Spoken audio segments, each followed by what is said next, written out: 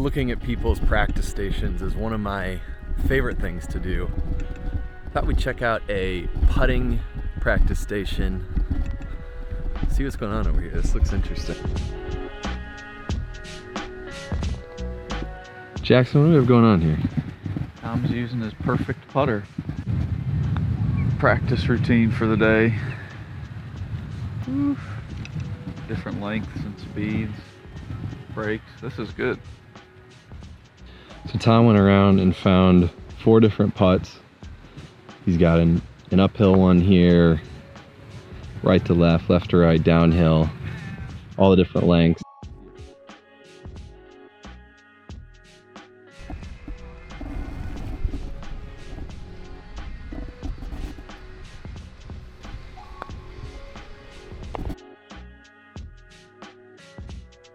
And what are you working on, Tom, with this? What I like about it is you use the machine to find the perfect speed for you. Everybody has different speed with their putts. So find the speed that you like and where you want it to go in. And you'll get it to go in consistently. So then when you start hitting the putts, you'll know when you hit it too firm or too soft, or when you hit a good putt. And so it's kind of instant feedback. And it also helps you learn break. Get you better at reading greens because it gets you seeing curves and seeing speed and line and starting to match the two.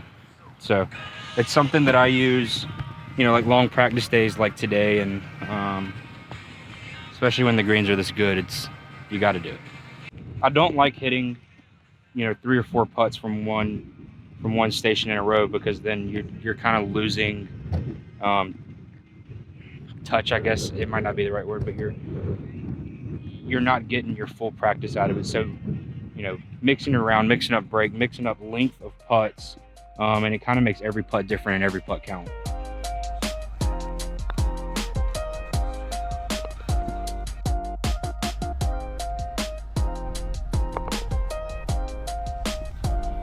Shorter and efficient practices are better than longer and less productive. So like doing just simple stuff like this, I mean, like how I had on that putt, it gets your start line down and you can help fine tune your stroke. But the majority of what I use this for is just to match speed and line. See the break, let the break take the ball into the hole without kind of jamming it into the back of the hole. You know, use all of the cup.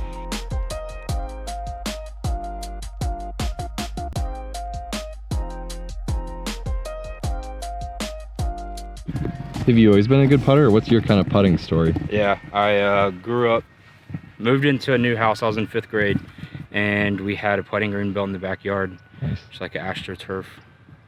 And we had floodlights on it, so, you know, 5th, 6th grade, you know, 7th grade, whenever you have friends spend the night or whatever, and we would always just go out there. We'd turn the floodlights on. We would have our own. It was kind of funny. We had the 4 majors, and so there's 4 holes. So one major is you're going around in one direction, you know, however many times. Another major is backwards. Another major is crisscross one way, and then the other major is the other way. So, you know, it was just fun as a kid. You learn how to putt. I mean, I just grew up putting. And I've always enjoyed putting, and eventually just got good enough to be a good putter. Nice. The more you do it off the course, the less you do it on the course. Say that again?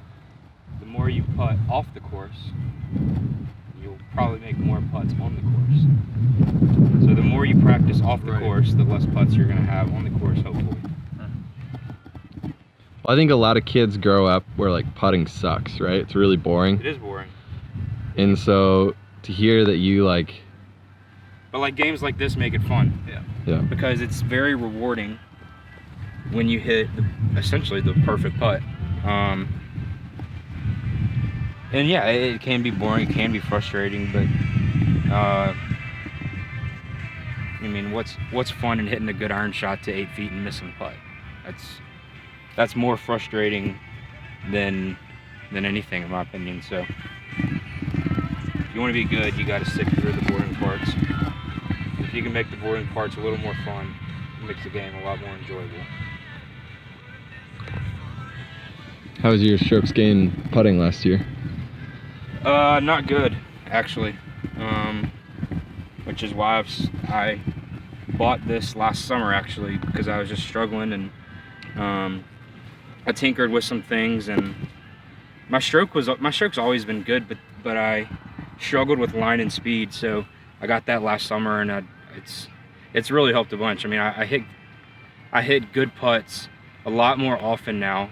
If they don't go in, they're right on the edge, so at least I know I'm doing the right things. And it's hard to make putts, but the more chances that the ball has to go in, obviously the better, and I think this has helped me tremendously.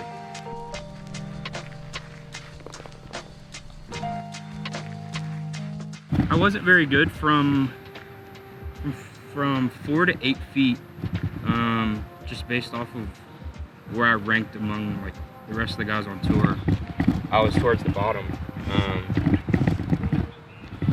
and it's not from hitting bad putts. It's just not from matching speed and line, which is difficult, especially tour greens rolling 11.5 with slope and all that. So you change and it's changing every week, you know? Yeah. Like, you can't get used to it either. Yeah, and so what this helps me do is some greens roll 12, some roll 10.5 just because the way they need to, but with this, I can find my perfect speed regardless of the speed of the greens, just from how high you drop the ball, up or down. So it's been great for playing different speed of greens. So like one of my favorite things to talk about is swing thoughts, right? You've obviously faced a lot of putts that matter. What's your swing thought? Or what do you think about when you're hitting putts like that? Like, are you thinking about line? Are you like envisioning it? Are you on shorter putts?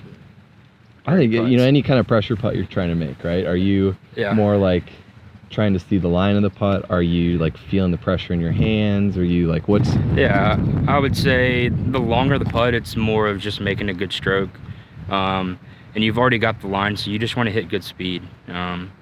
Good speed can sometimes make up for a poor read, because if you have good speed, then you're kind of maximizing the hole and you have a little bit of room for error. As I get closer to the hole, I like to pick a point in the back of the cup. So, say I'm right here 5 feet up the hill, and it's kind of like a right edger. Well, in order for the ball to go in the center of the hole, it's going to be coming a little bit this way. So if it comes in a little bit this way, I'm going to find a spot back here in the back of the cup, and I just focus on that spot, because that takes your mind off of the stroke itself and more of just trying to hit that spot. You've already got the read, so now you're focusing on hitting this spot. And that target technique works really well with how you practice, because that's what you've just practiced, right? Is like that speed and that whole thing. Exactly. So now you're taking your mind off of the stroke and the read and all of that. You've already got all that figured out. You're just trying to hit this spot in the hole. And if you miss the spot by right here, still goes in. You miss it, right here, it still goes in. As to where if you're just trying to make the putt, you miss it just right here, you miss it. You miss it just right here, you miss it. So it is a smaller target, and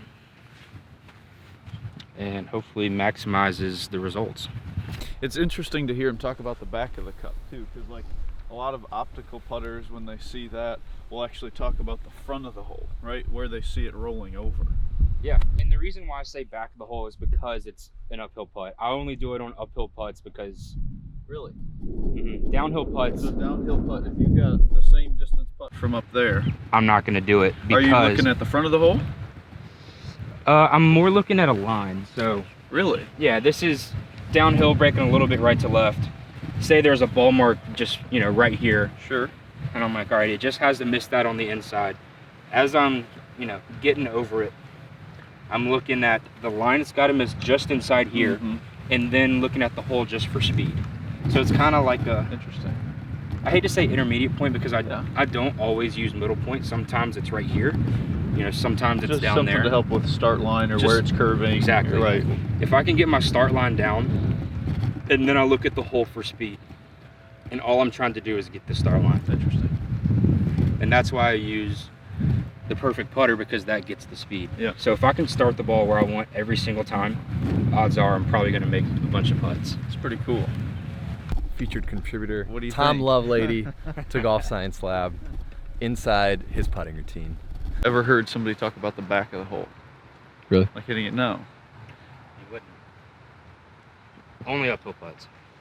Yeah, Just- and then so it's just interesting to me how your process changes, like almost by the putt. Right, like a lot Not of every putt's the same. Right. Yeah, and I taught myself this. No one ever told me this. Right. I mean, it's kind of a homemade thing. I mean, because this putt, just take these 4 that I have the same distance all around. Yeah, they're the same distance, but they're all different putts. Correct. They all require different speed due to slope. So not every putt's the same. So you treat the putt how the putt is supposed to be treated. Uphill putts, in my opinion, I hit a little firmer just because it's uphill. Downhill putts, you obviously use the entire hole. So yeah, uphill putts, I find a spot in the back of the hole and I just try to hit it. Takes your mind off the stroke, takes your mind off of everything, and all you're trying to do is just hit that spot in the back of the hole. And I think it makes the game a lot easier. We like easy. We like easy. So like this is uphill. So this little like shaving right there is my spot. That's all I'm looking at.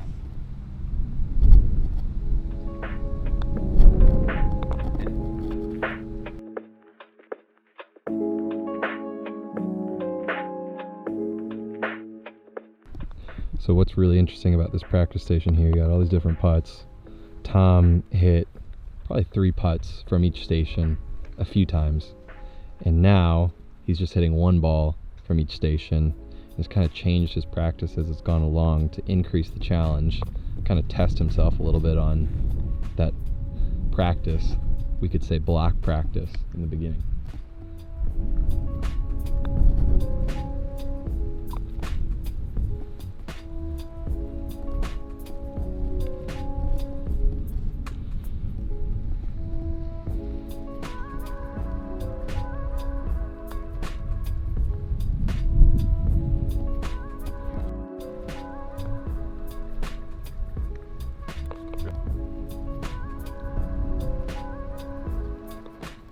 I've already kind of got the line out. I mean, I use this back line right here for alignment, just with the blade, with the bottom blade of it.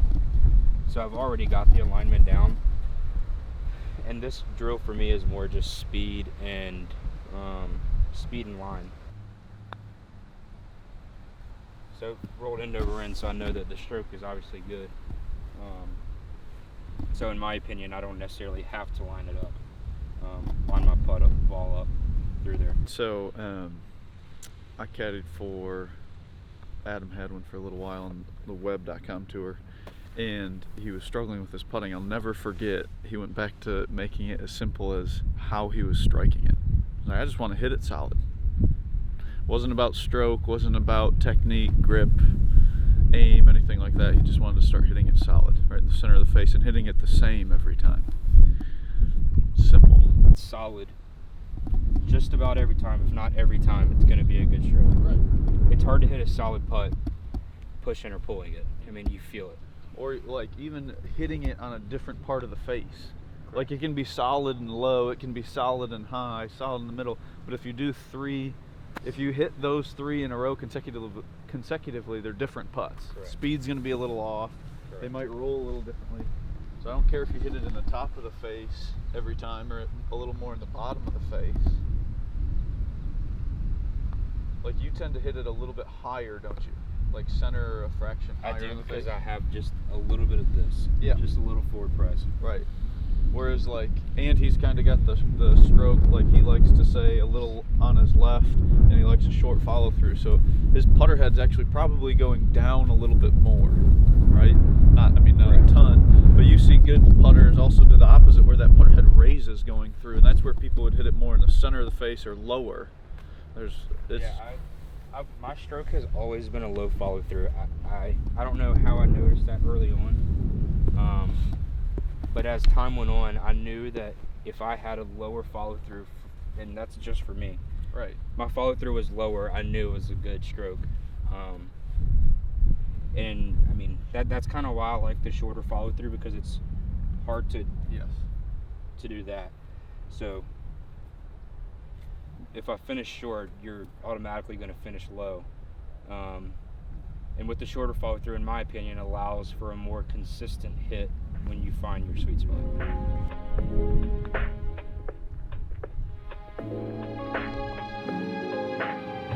Like, he hits it in the same part of the face every time. You can hear it. Yeah. Right? Yeah. Like, you and I can, I mean, obviously he can feel it, but you and I can hear where it's hit on the face.